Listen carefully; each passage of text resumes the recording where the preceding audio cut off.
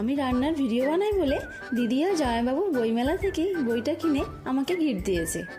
এই বইয়ের একটা রেসিপি আজ বানাবো। প্রথমে পুরটা বানিয়ে নেব। তার জন্য কড়াইয়ে নিয়ে নিলাম নারকেল কোড়া আর খেজুর গুড়। এবার এটা একটা পাক বানিয়ে নেব। এবার মিক্সিং বলে নিয়ে নিলাম সেদ্ধ করা মুগ ডাল। এটা আমি কড়াইয়ে নেড়ে আধ সেদ্ধ করে রেখেছি।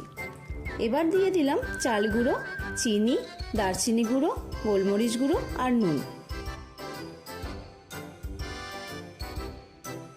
এবার এটার একটা পেস্ট বানিয়ে নেব। এবার ওই পেস্টটাই দিয়ে দিলাম ময়দা।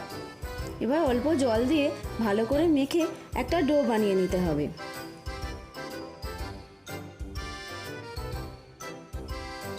এবার ওই ডো থেকে লেচি কেটে বানিয়ে রাখা পুর ভরে পুলির আকারে গড়ে নিতে হবে।